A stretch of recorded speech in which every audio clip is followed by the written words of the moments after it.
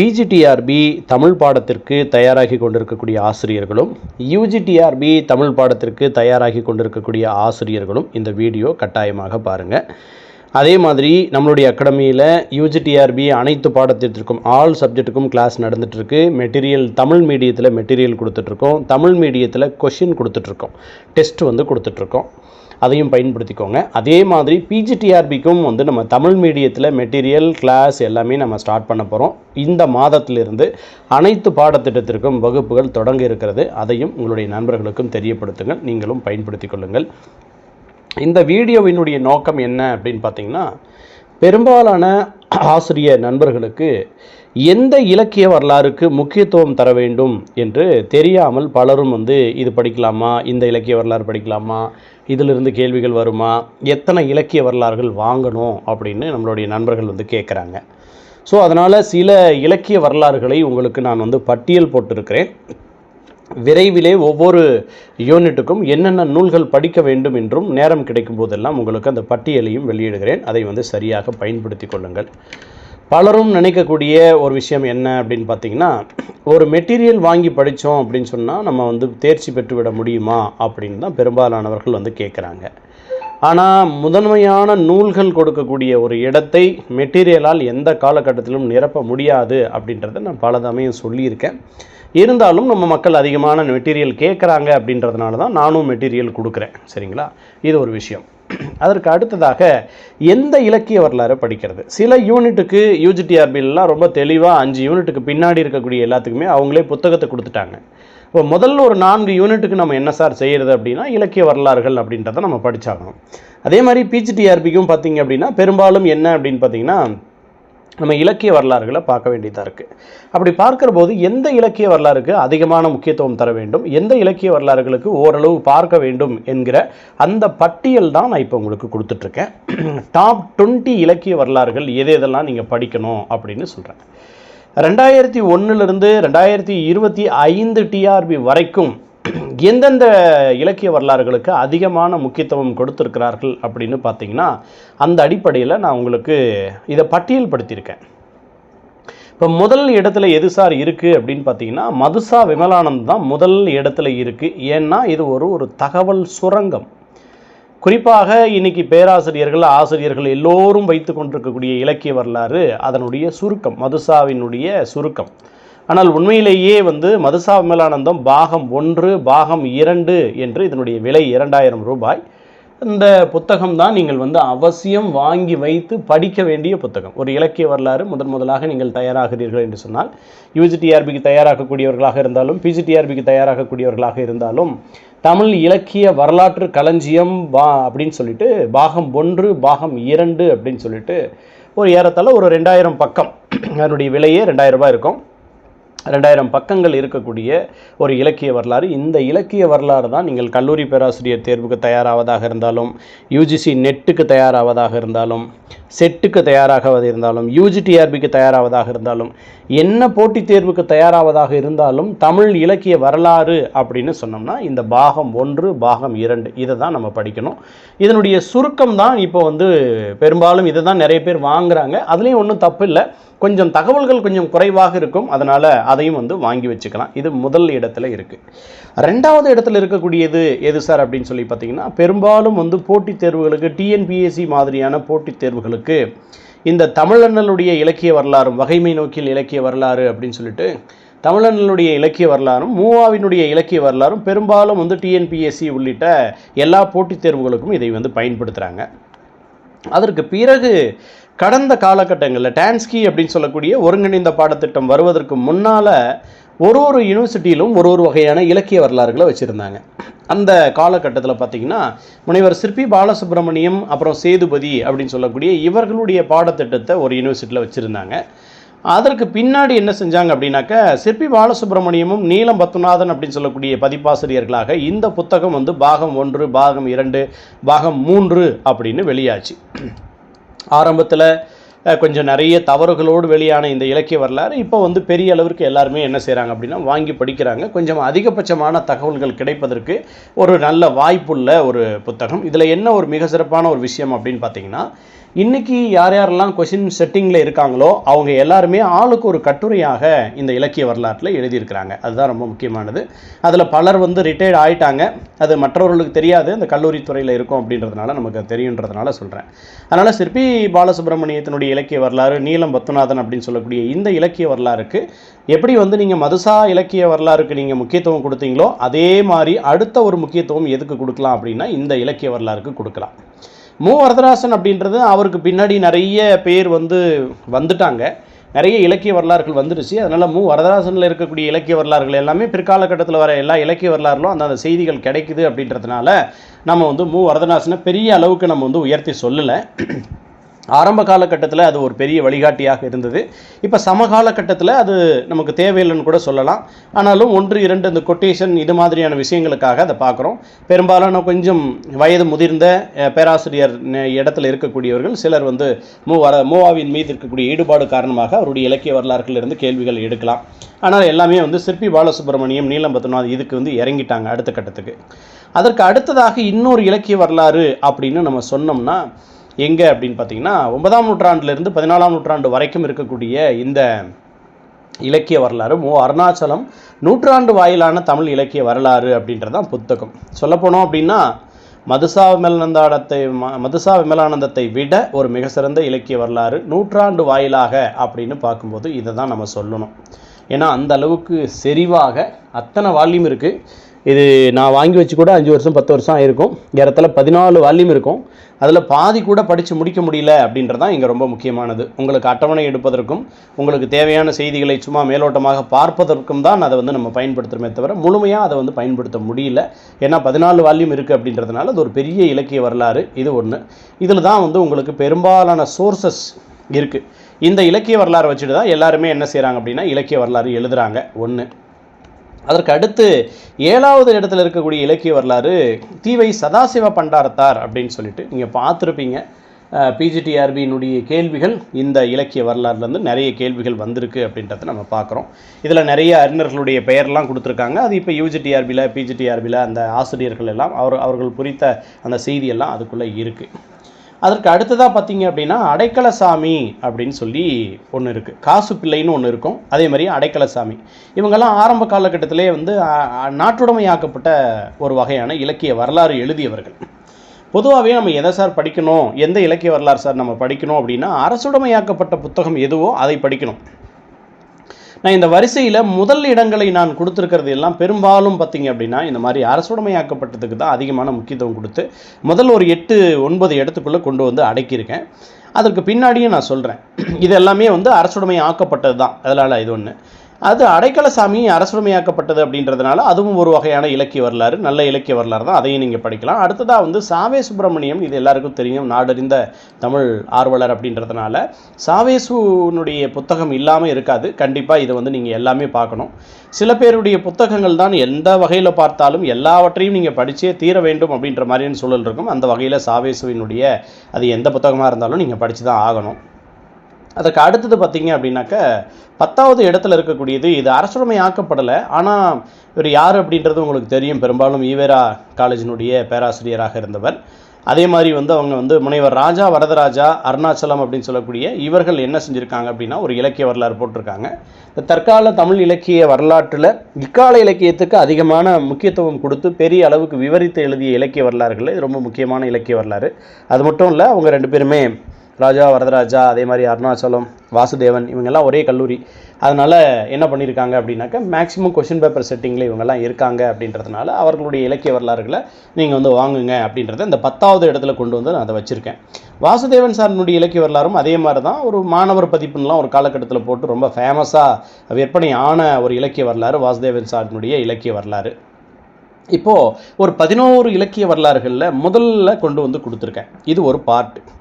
இதற்கு அடுத்து இருக்கக்கூடிய இலக்கிய வரலாறுகள் எல்லாவற்றையும் விவரித்து பேசுவதற்கான நேரம் கொஞ்சம் குறைவாக இருக்குது அப்படின்றதுனால நான் கொஞ்சமாக சொல்லிட்டு போகிறேன். 12வது இடத்துல இருக்கக்கூடியது சுப்பிரமணிய பிள்ளை. அதான் காசு பிள்ளைன்னு ஏற்கனவே சொல்லிட்டேன். அரசுடைமையாக்கப்பட்ட புத்தகம் ரொம்ப அவசியம். அதை அவசியமாக வாங்கி வச்சுக்கோங்க. அடுத்ததாக பார்த்தீங்க அப்படின்னு சொன்னாக்க 13வது இடத்துல இருக்கக்கூடியது தியாவனேய பாவாணர். கண்டிப்பாக நம்மக்கிட்ட இருக்க வேண்டிய ஒரு புத்தகம். ஏன்னா இது குறித்து நான் முன்னாடியே வந்து ஒரு இது கொடுத்துருக்கேன். தமிழ் வரலாறுன்னு கூட தேவநேய பாவாணர் ஒரு புத்தகம் எழுதியிருக்காரு. தமிழ் இலக்கிய வரலாறு அப்படின்னு சொல்லி நம்ம பார்க்குறோம். சரிங்களா? அது ரொம்ப ரொம்ப முக்கியமானது. அதுக்குள்ளே என்னென்ன இருக்குதுன்னு சொல்லி தனியாக கூட ஒரு வீடியோ நான் போட்டு தான் எனக்கு நினைவு இருக்குது. அது வந்து ரொம்ப அவசியம். அடுத்ததாக பார்த்திங்கன்னா 14வது இடத்துல இருக்கக்கூடியது பாக்கியமேரியினுடைய இலக்கிய வரலாறு. நீங்கள் பாக்கியமேரியினுடைய இலக்கிய வரலாறு, தேவிரா இலக்கிய வரலாறு, காக்கோ வேங்கடராமனுடைய இலக்கிய வரலாறு, அதே மாதிரி வந்து இவருடைய ஈவேரா காலேஜினுடைய முன்னாடி ஆனந்தனுடைய இலக்கிய வரலாறு, இதெல்லாம் ஒரு காலகட்டத்தில் ரொம்ப ரொம்ப பெரிய ஃபேமஸாக பேர்க்கப்பட்டது. ஜெயம் இலக்கிய வரலாறு, இதெல்லாம் ஒரு காலகட்டத்தில் ரொம்ப ஃபேமஸான இலக்கிய வரலாறுகள் இதெல்லாம். சரிங்களா? அதனால் பண்ணி இன்றைக்கும் வந்து பாக்கியமேரியினுடைய இலக்கிய வரலாறு நல்ல நிறைய தகவல்களை வந்து தேடி கொடுத்துருக்கக்கூடிய ஒரு இலக்கிய வரலாறு தான். அதில் ஒன்றும் மாற்றம் இல்லை. பாலசுப்ரமணியம் வந்து சில யூனிவர்சிட்டியில் டான்ஸ்கிலையும் இன்னமும் பாடமாக வைக்கப்பட்டிருக்கக்கூடிய ஒரு புத்தகம். அதனால் அதை பார்க்கலாம். அதே மாதிரி வந்து கமலா முருகேசனும் வந்து கொண்டு வந்து பாடத்திட்டமாக வச்சுருக்காங்க. கமலா முருகேசனுடைய புத்தகத்தையும் நீங்கள் அவசியமாக பார்க்கணும். இல்லை சில கூடுதலான செய்திகளெல்லாம் இதில் இருக்குது. அதே மாதிரி முனைவர் காக்கோ வேங்கடராமன் நீங்கள் பார்த்துருப்பீங்க. இது காலங்காலமாக ஆரம்ப காலகட்டத்தில் இருந்து நிறைய தகவல்களை வந்து ஒரு சுரங்கமாக கொடுத்தவர் அவர். அதனால் அது வந்து அவசியமாக உங்களுக்கு வேணும். அதுக்கு அடுத்ததாக இருக்கக்கூடியது என்ன அப்படின்னு பார்த்தீங்கன்னா முனைவர் சேதுராமன் அப்படின்னு சொல்லிட்டு இவருடைய இலக்கிய வரலாறு டான்ஸ்கியில் சமகாலகட்டத்தில் கொடுத்துருக்காங்க. இன்னொன்று நிறைய புதிய புதிய செய்திகளையும் கொடுத்துருக்கிறார். அதனால் முனைவர் சேதுராமனுடைய இலக்கிய வரலாறு ரொம்ப அவசியமான ஒரு புத்தகம், கொஞ்சம் பெரிய புத்தகமும் கூட. அடுத்து உங்களுக்கு தெரியும் தேப்போமியினுடைய புத்தகம். நான் ஏற்கனவே தேவநேய பாவாணர் சொன்ன மாதிரியே தேப்போமியினுடைய புத்தகம் எந்த புத்தகமாக இருந்தாலும் கண்டிப்பாக அதை நம்ம படித்தாகணும். ஏன்னா அந்த அளவுக்கு முக்கியத்துவம் தரக்கூடிய ஒரு மனிதர் அப்படின்றதுனால அது ஒன்று. அடுத்து தேவிரான் அவங்களுக்கு சொல்லவே தேவையில்லை. தமிழ் இலக்கியம் படிக்கக்கூடிய எல்லாருமே கையில் வச்சுருக்கக்கூடிய ஒரு புத்தகம். அடுத்ததாக பெரும்பாலானவர்கள் கவனிக்க தவறிய ஒரு புத்தகம் எதுன்னு பார்த்தீங்கன்னா முனைவர் ஈஸ்வரன் சாருடைய புத்தகம். திருச்சி நேஷனல் காலேஜில் தமிழ்துறை தலைவராக இருந்து ஓய்வு பெற்று சம காலகட்டத்தில் வீட்டில் இருக்கார். ஒரு மிக சிறந்த பண்பாளர். தமிழ் இலக்கியத்தில் இப்படி ஒரு மனிதர் இருப்பாரா அப்படின்னு சொல்ல முடியாது. அந்த அளவிற்கு ஒரு பக்குவமான பண்பட்ட ஒரு பேராசிரியர், என்னுடைய பெரும் மதிப்பிற்குரியவர் நம்முடைய ஈஸ்வரன் சார் அவர்கள். அவருடைய இலக்கிய வரலாறு ஒரு காலகட்டத்தில் தனியார் கல்லூரியில் நான் பணிபுரிகிற காலகட்டத்தில் ஏறத்தாழ ஒரு 800 இலக்கிய வரலாறுகள் மாணவர்களுக்காக நான் வந்து வாங்கி கொடுத்தேன். அவரிடமிருந்து அதை வந்து வாங்கி கொடுத்தேன். அந்த அளவுக்கு ரொம்ப சிறப்பான ஒரு இலக்கிய வரலாறு. ஒரு காலகட்டத்திலலாம் பார்த்திங்கன்னா யூஜிசியினுடைய கொஷின் பேப்பரை வச்சுக்கிட்டு ஈஸ்வரன் சாரனுடைய கொஷின் பேப்பரை அவருடைய அந்த இலக்கிய வரலாறை பார்த்தோம் அப்படின்னு சொன்னால் பெரும்பாலான எல்லாத்துக்குமே அதில் வந்து ஆன்சர் இருக்கும். அந்த அளவுக்கு அவர் வந்து ரொம்ப தரமாக கொடுத்துருந்தார் ஈஸ்வரன் சாருடைய இலக்கிய வரலாறு. அவசியமாக அதுவும் வந்து உங்களுக்கு வேணும். அந்த கமலா முருகேசன் 2 தடவை வந்துருச்சு. மேலே ஒரு முறை வந்துருச்சு, இன்னொரு முறை வந்துருச்சு. அடுத்து பார்த்தீங்கன்னா இன்னொன்று இருக்குது, பஞ்சாங்கத்தினுடைய புதிய வெளிச்சத்தில் தமிழ் இலக்கிய வரலாறு அப்படின்னு ஒன்று போட்டிருக்கார். உங்களுக்கு தெரியும், திறனாய்வு கோட்பாடுகளாக இருந்தாலும் சரி, திறனாய்வு வரலாறாக இருந்தாலும் சரி, பஞ்சாங்கம் ரொம்ப முக்கியமான ஒரு மனிதன்றதுனால பிஜியில் மேக்சிமம் இவருடைய இதெல்லாம் பாடத்திட்டத்தில் வச்சுருக்காங்க அப்படின்றதுனால நான் இதை கொடுத்துருக்கேன். அடுத்து பார்த்திங்கன்னா ராசாவினுடைய இலக்கிய வரலாறு ஒரு சின்ன இலக்கிய வரலாறு தான், இருந்தாலும் வந்து ஓரளவுக்கு தகவல்கள் வந்து ஒரு சில தகவல்கள் புதுசாக இருக்குது. அதே மாதிரி வந்து இந்திரா காந்தி திராவிடமணி அப்படின்னு சொல்லக்கூடிய இவங்களுடைய இலக்கிய வரலாறும் ஒரு முக்கியமான இலக்கிய வரலாறு தான் பேசப்படுது. சரிங்க, இவங்களும் வந்து அந்த இதில் இருக்காங்கன்றதுனால, இந்த செட்டிங்லலாம் இருக்காங்கன்றதுனால இதுவும் வந்து பேசப்படுது. அடுத்ததாக வந்து முனைவர் சுபாஷ் சந்திர போஸ், இது பார்த்துருப்பீங்க இவருடைய இலக்கிய வரலாறு. கொஞ்சம் இன்னும் புதுசாக ஏதாவது வந்திருக்கான்னு தெரியல. இதுக்கு முன்னாடி ஓரளவுக்கு அப்டேட்டோடு இருந்தது, ஆனால் இப்போ புதுசாக அப்டேட் பண்ணியிருக்காங்களா என்னன்றது தெரியல. அதே மாதிரி பாசா இயேசுநாதனுடைய இலக்கிய வரலாறுன்னு ஒன்று பார்த்துருக்குறோம். இதிலும் வந்து ஒரு சில தகவல்கள் புதுசாக இருக்குது. பூவண்ணன் பார்த்துருப்பீங்க, ஒரு காலகட்டத்தில் பாரதியார் யூனிவர்சிட்டியினுடைய பாடத்திட்டமாக வைக்கப்பட்டிருந்த ஒரு இலக்கிய வரலாறு. அதுக்கடுத்து தான் வந்து பேராசிரியர் செல்வநாயகத்தினுடைய இலக்கிய வரலாறு, அப்புறம் வந்து வாசுகியினுடைய இலக்கிய வரலாறு. ஆனந்தன் உங்களுக்கு எல்லாருக்கும் தெரிஞ்சிருக்கும். இந்த ஈவேரா காலேஜ் அப்படின்னு சொன்னாவே ஆனந்தன் சார் அப்படின்றத வந்து நினைவில் வரார் அப்படின்றதுனால ஏறத்தாழ அந்த காலேஜில் மட்டுமே 4 இலக்கிய வரலாறுகள், இந்த 32 புத்தகத்தில் 4 இலக்கிய வரலாறு ஒரே கல்லூரியிலிருந்து மட்டுமே வந்து இருக்கக்கூடிய பேராசிரியர்களால் எழுதப்பட்டது. வாசுதேவனும் 2 தடவை வந்துருச்சு. சரிங்களா? அதனால் வந்து இந்த இலக்கிய வரலாறுகள் எல்லாம் உங்களுடைய கையில் இருந்தால் நல்லது. சரிங்களா? சார் என்ன சார் நீங்கள் உங்கள் இஷ்டத்துக்கு கொடுத்துருக்குறீங்க அப்படின்னு சொல்லலாம். இன்னும் ஏறத்தாழ ஒரு 12 இலக்கிய வரலாறுகளுடைய பெயர் வந்து நான் குறிப்பிடலை, என் டேபிளில் வச்சுருக்கேன். ஆனால் நான் வந்து அதனுடைய இதெல்லாம் குறிப்பிடலை. அது உங்களுக்கு வந்து கொஞ்சம் அதிகமான சுமையை வந்து கொடுத்துருமோ அப்படின்றதுக்காக இதையெல்லாம் நான் என்ன செய்யலை அப்படின்னு சொன்னால் உங்களுக்கு நான் வந்து கொடுக்கல. சரிங்களா? அதனால் இதில் இருக்கக்கூடிய இந்த 2 ரிப்பீட் ஆகிடுச்சு. அதனால் திரும்ப திரும்ப வந்தது போக மீதி இருக்கக்கூடிய 30 இலக்கிய வரலாறுகளை உங்களுக்கு பட்டியலாக கொடுத்துருக்கேன். இதில் அடுத்ததாக நீங்கள் என்ன கேள்வி கேட்பீங்க அப்படின்றது தெரியும். சார் இவ்வளவும் வாங்கிறதுக்கு காசு எங்கே போகிறது? தமிழ் இலக்கியம் படித்த மக்கள் எந்த மாதிரியான ஒரு இடத்துல இருப்பாங்கன்னு உங்களுக்கு தெரியாதா? தமிழ் படித்த நீங்கள் இவ்வளவு புத்தகங்களையும் சொல்லி எங்களை வந்து இந்த மாதிரி பண்ணலாமா? இதில் ரொம்ப முக்கியமானது எதுன்னு சொல்லுங்கள் அப்படின்னு நீங்கள் கேட்குறது எனக்கு புரியுது. இவ்வளோ இலக்கிய வரலாறுகளிலேயும் அவசியமாக உங்களுடைய கையில் இருக்க வேண்டிய இலக்கிய வரலாறுகள் அப்படின்னு நான் ஒரு பட்டியல் போடுறேன். நான் வேணா நம்பர் போடுறேன். இதில் வந்து முதல் இடத்துல இருக்கக்கூடியது மதுசா விமலானந்தம் கண்டிப்பாக இருக்கணும். இந்த வரிசை நம்பருக்கு அந்த பக்கம் ஆப்போசிட்டில் நான் என்ன செய்கிறேன் அப்படின்னா ஒரு நம்பர் கொடுக்குறேன், இதை பார்த்துக்கோங்க. ரெண்டாவதாக உங்களுடைய கையில் அவசியம் இருக்க வேண்டியது தமிழண்ணலுடைய இலக்கிய வரலாறு 2வது இடம். அதற்கு அடுத்ததாக பார்த்தீங்க அப்படின்னா சிற்பி பாலசுப்ரமணியம், நீலம் பத்மநாதன் அப்படின்னு சொல்லக்கூடிய இலக்கிய வரலாறு கண்டிப்பாக உங்கள் கையில் இருக்கணும். அது அருணாச்சலம் நூற்றாண்டு வாயிலான தமிழ் இலக்கிய வரலாறு கண்டிப்பாக நான் சொல்லுவேன். ஆனால் உங்களுக்கு வந்து அதனுடைய தொகையே வந்து 5000 ரூபாய்க்கு மேலேன்றதுனால அதை நான் சொல்லலை. இது இலக்கிய வரலாறு, குறிப்பாக தமிழ் இலக்கியம் படிக்கக்கூடியவர்களுக்கு இந்த இலக்கிய வரலாறு வாங்குகிற அளவிற்கு வசதி இருக்காது அப்படின்றதுனால அதனால் இல்லை. இலக்கிய வரலாறு எங்கேயாவது உங்களுக்கு லைப்ரரியில் கிடைக்குதுன்னா நீங்கள் பார்த்துக்கலாமே தவிர மற்றபடி இது வேண்டாம் அப்படின்றது என்னுடைய கருத்து. அதுக்கப்புறம் பார்த்தீங்கன்னா 4வது இடத்துல கண்டிப்பாக உங்களுக்கு என்ன இருக்கணும்னா சதாசிவ பண்டாரத்தார் அப்படின்னு சொல்லக்கூடிய இலக்கிய வரலாறு. 5வது இடத்துல அடைக்கலசாமியினுடைய இலக்கிய வரலாறு, சாவே சுப்பிரமணியத்தினுடைய இலக்கிய வரலாறு, அருணாச்சலம் ஜெயக்குமார் இவர்களுடைய இலக்கிய வரலாறு, அதாவது அருணாச்சலம் அப்புறம் வந்து முனைவர் ராஜா வரதராஜா அப்படின்னு சொல்லக்கூடிய இவர்களுடைய இலக்கிய வரலாறு 7வது இடத்துல. அதுக்கு அடுத்ததாக பார்த்தீங்க அப்படின்னாக்கா காசு பிள்ளை அப்படின்னு சொல்லக்கூடிய சுப்பிரமணிய பிள்ளையினுடைய இலக்கிய வரலாறு ஒரு 8வது இடத்துல. அடுத்ததாக வந்து 9வது இடத்துல தேவநேய பாவாணனுடைய தமிழ் இலக்கிய வரலாறு மற்றும் தமிழ் மொழி வரலாறு, அதாவது தமிழ் வரலாறுன்னு ஒரு புத்தகம் இருக்கும். அடுத்ததாக 9வது இடத்துல தேவநேய பாவாணர் அப்படின்னு சொல்லி பார்த்தோம் அப்படின்னா 10வது இடத்துல கண்டிப்பாக பாக்கியா மேரி இருக்குது. சார் அவ்வளோதானா சார், இந்த 10க்குள்ளே போதுமா, இன்னும் அதுக்கு கீழே இருக்கக்கூடிய இலக்கிய வரலாறுலாம் இருக்கே, இதெல்லாம் வாங்க வேண்டாமா அப்படின்னு சொன்னால் நீங்கள் வாங்க வேண்டிய கட்டாயத்தில் தான் இருக்கீங்க. இல்லைனா ஏற்கனவே வச்சுருப்பீங்க. என்ன வச்சுருப்பீங்க அப்படின்னா இதில் அதுக்கு அடுத்தடுத்து இருக்கக்கூடியதில் அவசியம் நீங்கள் வாங்கியே ஆகணும் அப்படின்னா சேதுராமனுடைய இலக்கிய வரலாறை வாங்கிக்கோங்க. 1 தேப்போமி, தேவிரா, ஈஸ்வரன், அப்புறம் வந்து கமலா முருகேசன், இதெல்லாம் உங்ககிட்ட கண்டிப்பாக இருக்க வேண்டிய புத்தகங்கள். சரிங்களா? அதனால் இதையெல்லாமே என்ன செய்யுங்க அப்படின்னு சொன்னால் வாங்கி வச்சுக்கோங்க அப்படின்றது என்னுடைய ஒரு தாழ்மையான வேண்டுகோள். இன்னும் புத்தகங்களை சொல்ல வேண்டும், இருந்தாலும் கூட இந்த புத்தகங்கள் உங்களிடம் இருந்தால் போதுமானது அப்படின்றதுக்காக தான் நான் பாக்கியா மேரி வரைக்கும் 10 அந்த எண்ணிக்கை கொடுத்துருக்கேன்.